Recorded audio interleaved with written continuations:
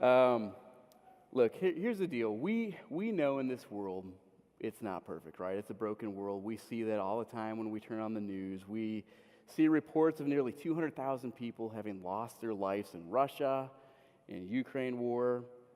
Over 48,000 people have been killed in Israel. We see that the political climate is high. Some people are rejoicing over the current president. Some people are kind of dreading the things he's doing, and it's the same thing for the previous president. So we see bitterness, we see fighting, we see misunderstanding, we see hurt. We know over the last year we've seen a bunch of different, natural disasters, from fires to hurricanes to tornadoes. Bringing it even closer to home, just this last week I was made aware of over 3 different agencies that have to do with fostering and adoption, basically desperate for volunteers because we have kids sleeping in offices when they should be in homes. We see the mental health issues with some of our kids at an all-time high, and we could keep on going on and on this list. It's very clear that this world is a broken place. And when we see this brokenness, I think that a lot of times we see these huge problems and we look to politicians, we look to programs, we look to policies, and not all of them are bad, but the reality is we keep on dreaming of larger and larger scale solutions, the larger that the problem is. But the truth is that Paul shows us that there's actually a much simpler, less complex way of going about changing the world around us. And so today we're going to be continuing in our series called The Ripple Effect. And it's based on the letter sent by Titus to the Apostle Paul. Now, as you'll remember from last week, Titus was a missionary with Paul. We see him in other places of the Bible actually traveling with him. He might have actually been working for Paul. We don't know for certain, but they were certainly paired together in a mutual effort to spread the gospel around the world and to help establish new churches.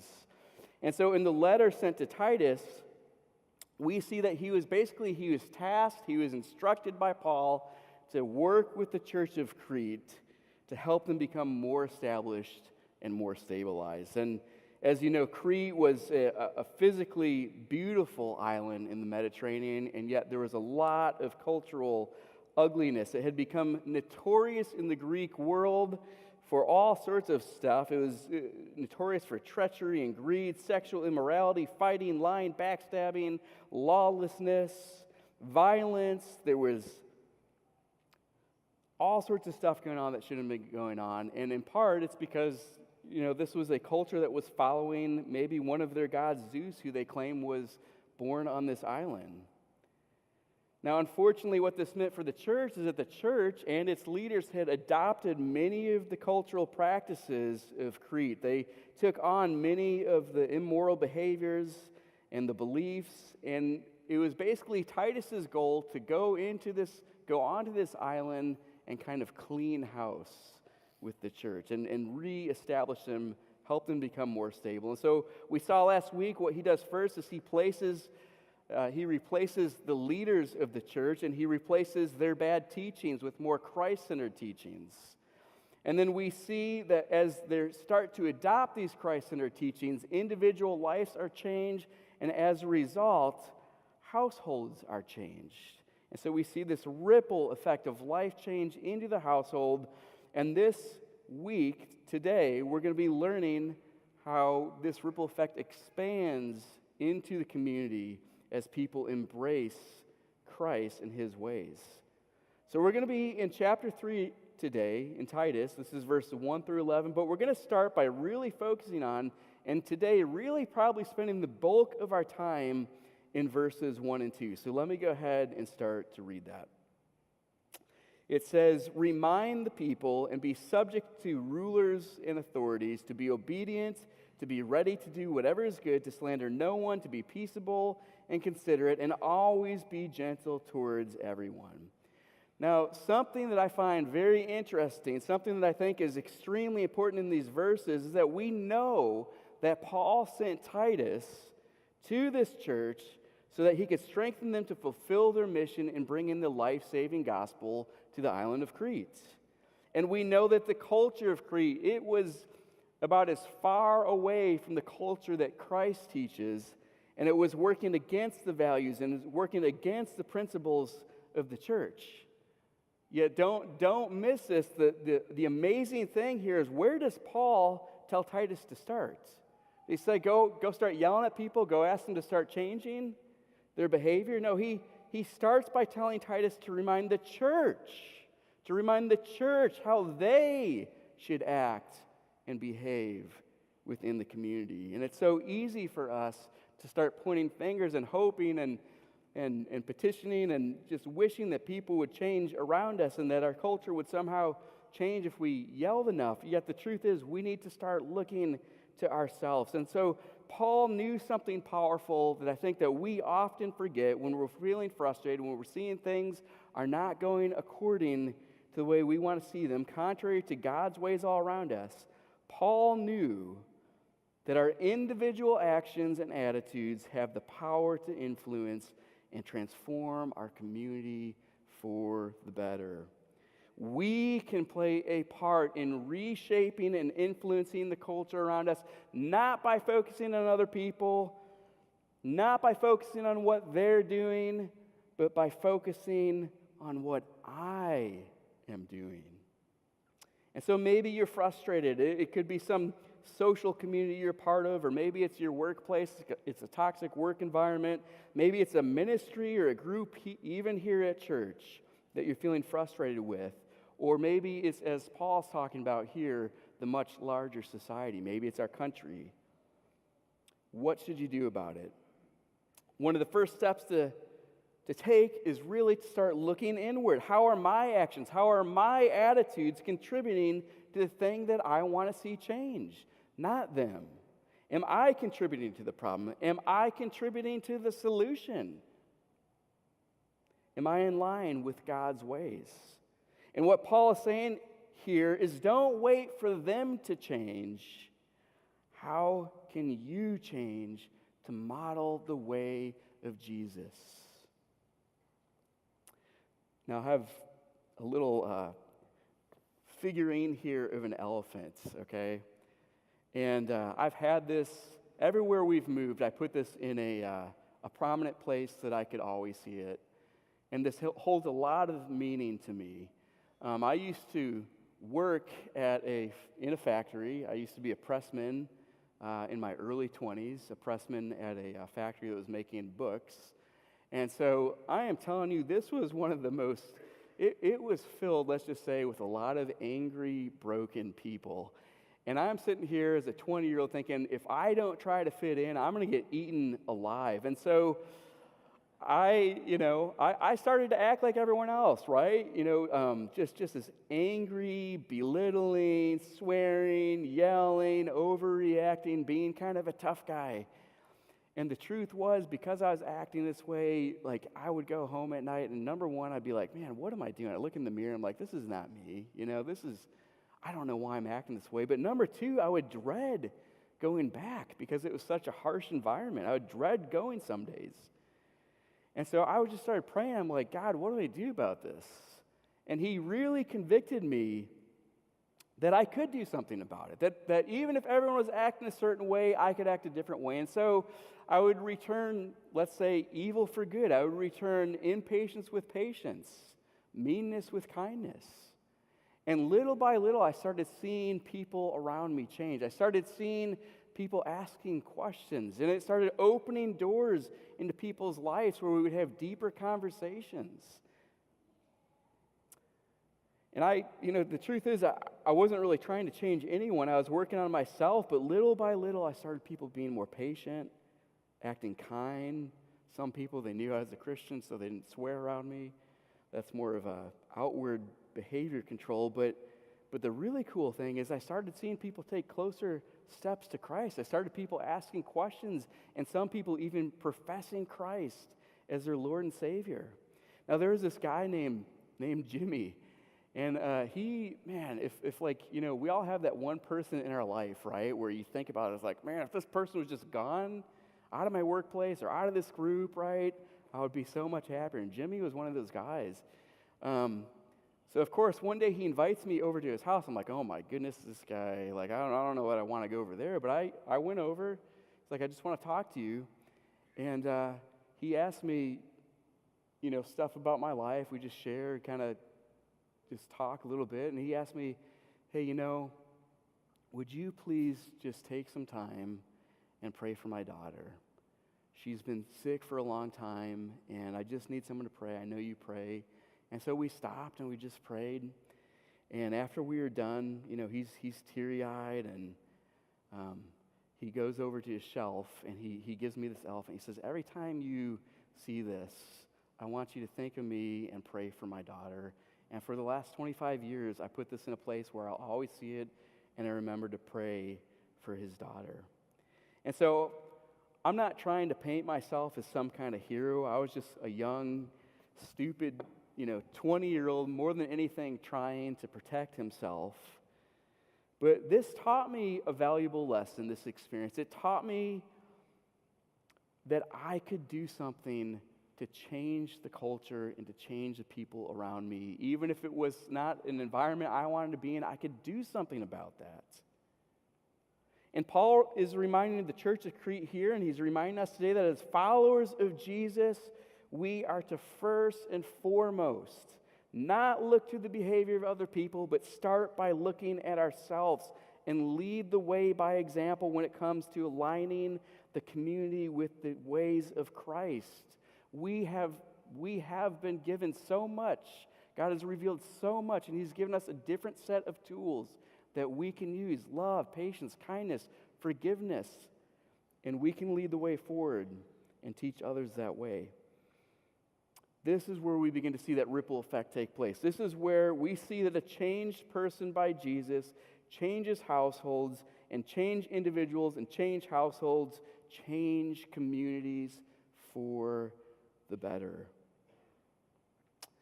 So let's take a closer look at verses 1 and 2. And Paul really highlights, he lays out for us 4 actions and attitudes that teaches us how we can make communities a better place, no matter where that is.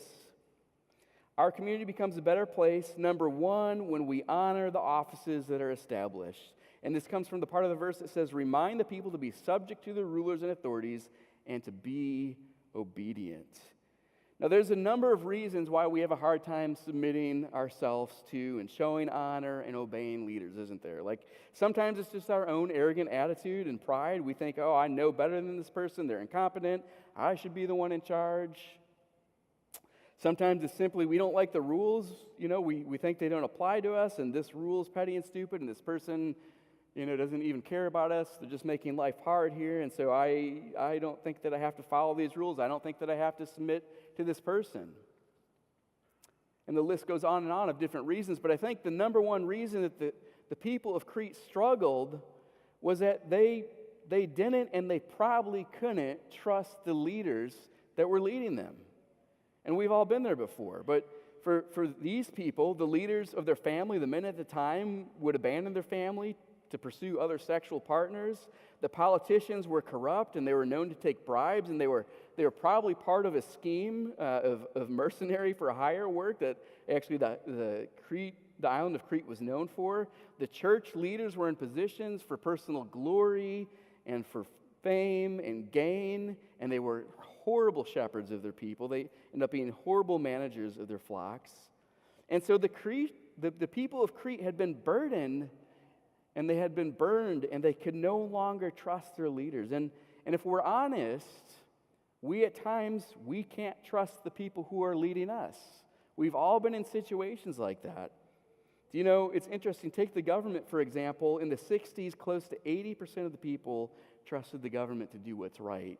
Now, 2025, only 23% of the people, doesn't matter who's in office, this is the way it's been for the last few decades, only 23% of the population trust the government to do what's right, and it kind of ebbs and flows right around that mark no matter who's in office.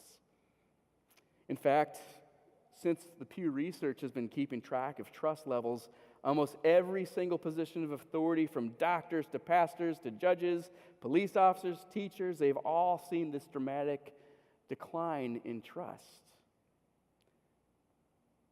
And so there's a reason why Paul tells us to continue to honor and trust authorities. And the reason is this. It's not because they're good. It's not because they're always going to do right. It's because we can trust in God. Do you believe that?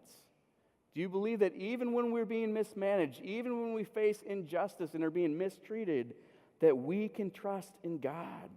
And so when we show this blind and blanketed contempt for authority, even if we have reason not to trust, we're showing contempt to God. When I take the attitude of this person's not going to tell me what to do, or I've heard it before, not my president, right? We've all heard that one. What I'm doing is I'm not only disregarding that person and that position, I'm disregarding God in the moment, because it's God who establishes positions of authority. Romans 13:1 says this. It says, "Let every person be subject to the governing authorities, for there is no authority except from God, and those that exist have been instituted by God."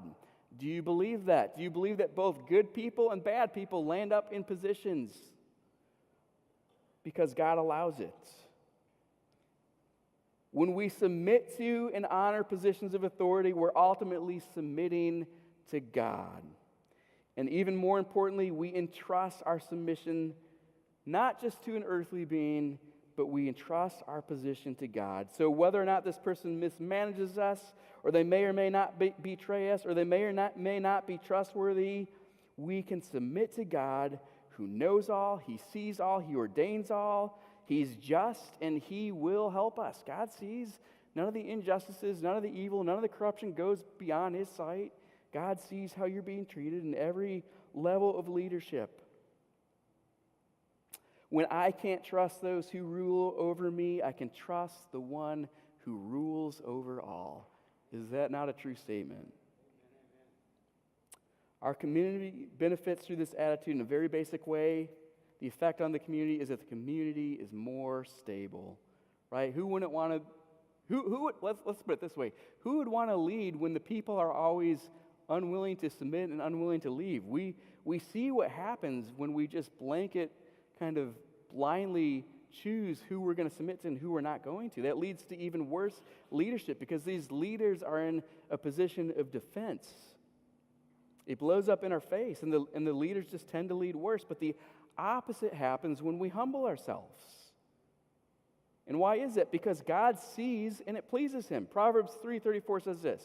He says, He opposes the proud, but He gives grace to the humble. What if the reason that you're not getting promoted at work has nothing to do with someone overlooking your skills, but because God sees you?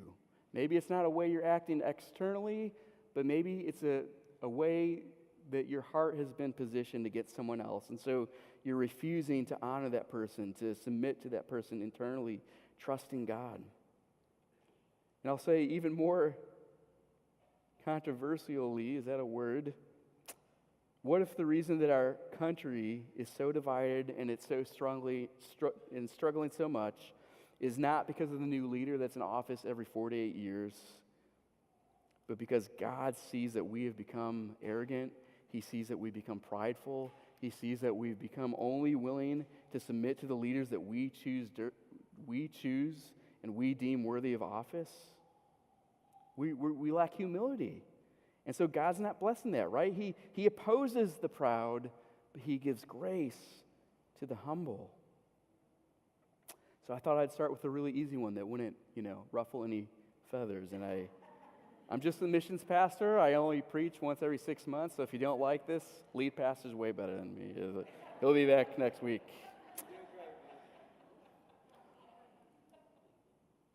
Our community also becomes better when we go above and beyond to do what's good. Oh, this is so much easier to talk about. When we go above and beyond to do what's good. And this comes from the part of the verse that says, be ready to do whatever is good. Now, the wording here is a little bit misleading. It's not saying, hey, just wait around to be asked to do what's good. What it's actually saying is that we need to take this posture of readiness to not only respond to the needs, position ourselves to respond to those needs, yes, but to be actively seeking out where there is need in our community. It's basically this idea that we're looking about and we're searching for opportunities to do good. To put it simply, Paul believes that the community should be a better place because we, as the church, are in it. And that's what we at Life Church strive for as well, and that's what we believe. Do you know, and please stick with me, because sometimes when we talk about what I'm going to talk about, it sounds like I'm bragging. I'm not bragging on our church, maybe a little bit. But do you know that last calendar year, we gave over $250,000 into the community?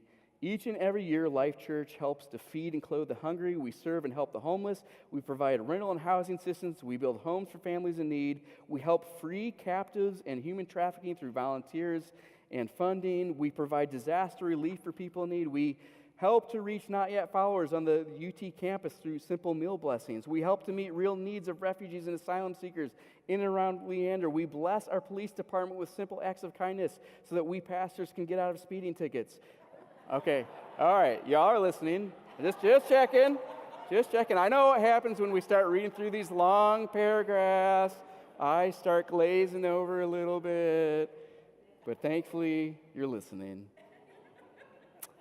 We read with children to help them be more educationally successful. We bless educators with gifts of appreciation. We provide a space for young adults with special needs to learn and socialize and have an opportunity to contribute to the workforce. We go to the homes of those in need and to the socially isolated to help them through simple service projects and repair projects. We help break down barriers for people through teaching English in our ESL class. We bring the love of Jesus and cookies, one and the same, right, into prisons. We provide a free sports camp for our community. We provide music and laughter and fun and food for our senior residents at the Hills at Leander, where depression and isolation are a real thing.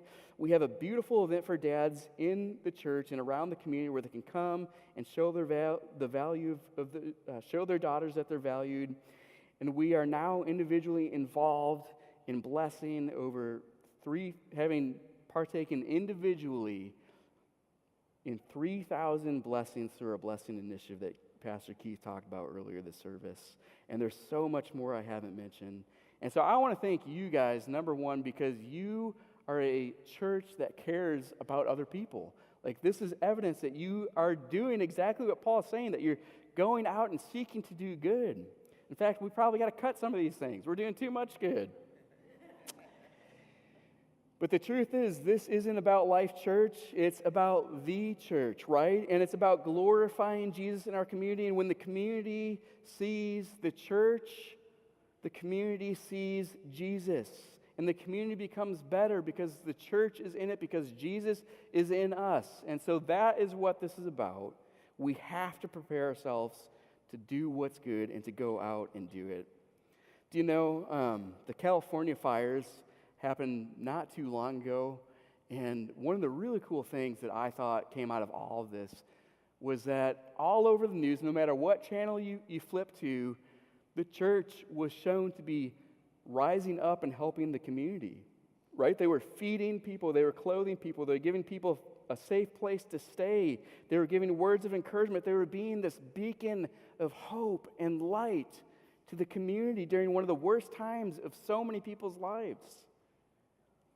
And I'm excited to say this. I'm going to do a shameless plug here that we as Life Church are also positioned to be a Red Cross. We got certified. We're going to be doing training this Saturday because we want to be positioned if there's something like this that happens in our community. And guess what?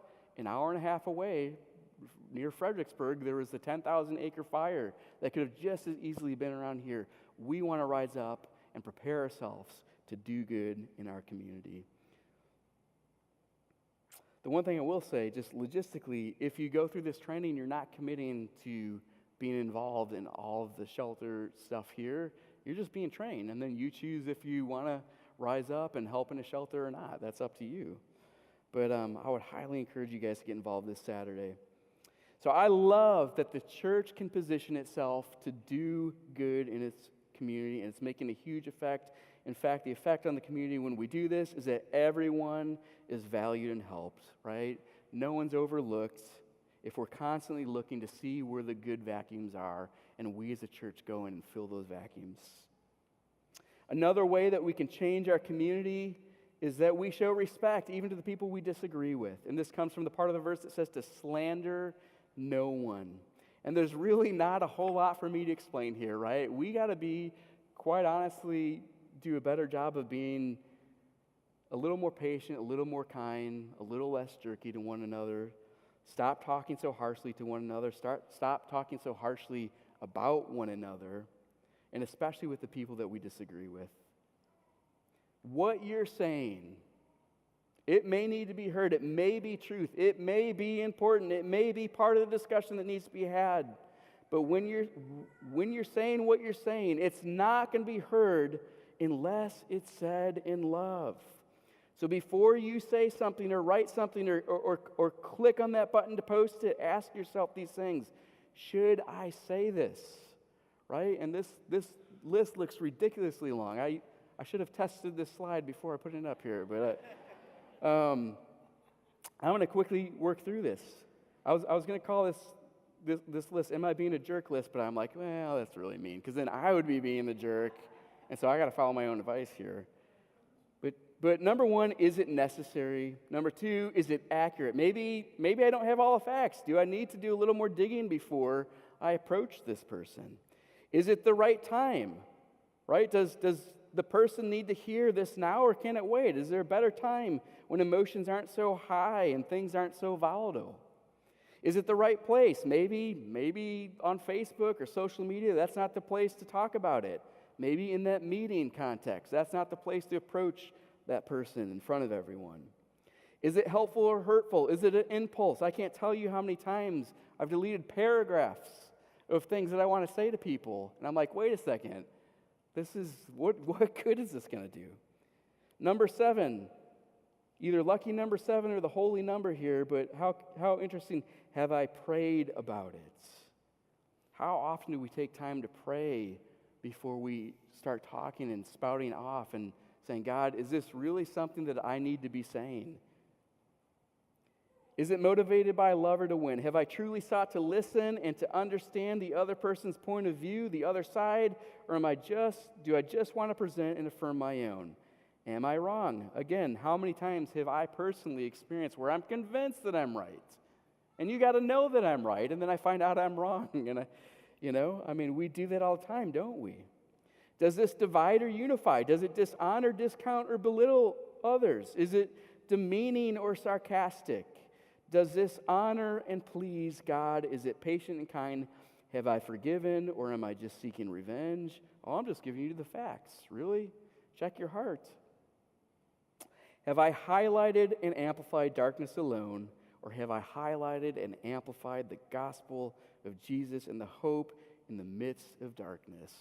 Are we being a positive agent of change? Or are we just going along with the flow like everyone else and dredging in the darkness of this world? And there may be something that you'd add to this list. I know it's way too long. I wouldn't expect you to memorize it. But the bottom line is you have to ask yourself, am I being loving? And if you don't want to memorize a list like this or make your own, maybe learn this verse. It's 1 Corinthians 13, 4-8. Replace the word love with my words. Love is patient. Love is kind. It does not envy. It does not boast. It is not proud. It does not dishonor others. It is not self-seeking. It is not easily angered. It keeps no records of wrongs. Love does not delight in evil, but rejoices with truth. It always protects, always trusts, always hopes, always perseveres. Love never fails. The effect on the community when we take this attitude is greater unity. We have to do a better job of talking to one another in a way that's productive and pleasing to God, in a way that unifies instead of divides. Now, the final action attitude that Paul talks about that we can make a part of our lives and to make our community a better place is that we make every effort to be kind to one another. And this comes from the part of the verse that says to be peaceable and considerate, and always to be gentle towards everyone. Now, the word peaceable actually comes from 2 Greek words, which literally means not fighting. Paul's basically saying, quit your fighting all the time. Are you treating each other in such a way that it's not leading to arguments and fighting and squabbling? He says, number one, be considerate. So we're to ask ourselves, are we being rude? Are we being sarcastic? Is this the way that I wanted to be treated? How am I affecting this person right now? How am I affecting this community? Questions we just don't ask ourselves enough because we're constantly looking at the other person and the problems that they're causing. And then number two, he says to be gentle, right? We're told to be gentle to one another because it assumes and it recognizes that we have strengths that we misuse. And sometimes I think that we think of gentleness as soft or weak, but the reality is gentleness is actually the restraint of strength. God has given each and every single one of us strengths, and he expects us to use it for the good of others and not to harm one another's. Now, I'm not much of a feeler. I think it's the German blood in me. You know, we keep things very logical, efficient, and precise. Or maybe I'm a psychopath. I don't know. There's too many times where I'm like, man, I should be crying. I'm looking around the room. Did I just hear an amen? What? I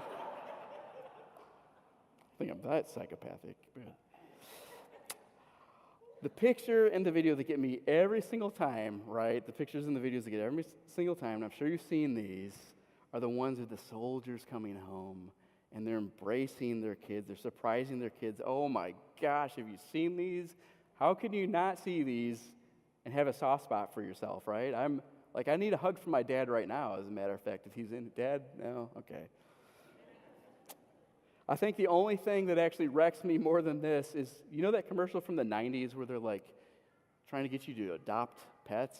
And it's the Sarah McLachlan song in the background, and in the arms of the angel, fly away from here. Oh my goodness. This is the reason why we have too many pets, isn't it? You can't, my goodness, we can't leave these pets in the cages after all. This commercial guilted us into adopting more. Maybe it created the cat lady. The cat lady never knew she needed more than one cat, and then this commercial told her otherwise. Okay, back to soldiers hugging kids. I think one of the reasons that I love this imagery is because I think it epitomizes the concept of gentleness. I love that when you see a male or female soldier coming home, they're trained, they've been instilled with discipline and teamwork and essential combat skills and weapon handling, physical fitness, tactical knowledge, and you see these hands and these arms of strength that were trained for war. Gently, lovingly honing in that strength to embrace a child. And is that not a picture of gentleness? Gentleness is not weakness. It's strength under control. And I've noticed that some of the brightest, most intelligent, well-spoken people can be some of the meanest bullies. Sometimes for a laugh, sometimes to win an argument. That's a misuse of strength. We have to do better than that. Imagine what our community would look like, or for your family for that matter, what it would look like if that same precise speech and thought and wit that's used to fight one another was used to carefully craft not a response to someone's Twitter, Facebook post, but used to encourage a person in person to speak hope and truth and life into someone. Our words have the power of life and death in them. How will you choose to use your words? What strength has God given you? What position has he given you? Use it for good and not to fight and to harm other people. And so we see practically that when we act like this, the community is a safer place to be in. Now we know that in the first two verses, when we take this right action and attitude to approaching our community, whether the community is a church group, it's a workplace, it's our country, The community becomes more stable, everyone's valued and helped, there's greater unity, and it's safer to be in. Now, who would not want to be a part of this kind of a community? We have the power to change it through Christ as we allow him to indwell us, to live and work through us. So our actions and attitudes are so important, and they make a dramatic and positive impact on our community. But our actions and attitudes are just part of the equation. Yes, they lead to real tangible change, but we also have to remember this. We have to remember that a changed person changes a community because a changed life demonstrates and declares the power of Jesus and his kingdom. Titus 3, verses 3 through 8 says this, and I'm not going to read all of it, but it's talking about an old life and a new life. Verse 3 says, "At one time we were foolish, disobedient, deceived, and enslaved by all kinds of passions and pleasures. We lived in malice and envy, being hated and hating one another." But what does it say next? The new life, verse 4, "But when the kindness and love of God our Savior appeared," all this other amazing stuff happened. Our life was transformed. And what these verses are saying is that we were one way before Jesus, and we harmed ourselves, and we harmed other people through our actions and our attitudes. But when Jesus came, everything changed. And we're now living testimonies of the power of Christ at work. This can have a huge effect on a community.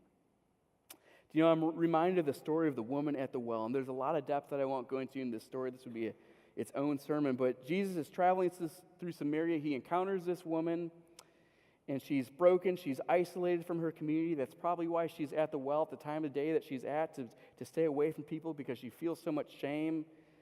This is in part due to some abuse that she experienced, but in part some of her own choices. And as he's talking with her, this woman suddenly realizes that she's not talking to an ordinary man, because he knew her history, he knew her needs, he knew her hurts, he knew her sins. And so Jesus, in this context, he reveals to her that he's a Messiah, and he offers her a second chance at dignity and forgiveness. And she's dramatically changed. She goes back to her community, and what happens? Person after person receives Christ. And you know what I love about this story? As we're inspired to change, even just reading her own story, I love that it wasn't the woman's perfections, it wasn't her righteousness, it wasn't her knowledge of anything, it was her brokenness.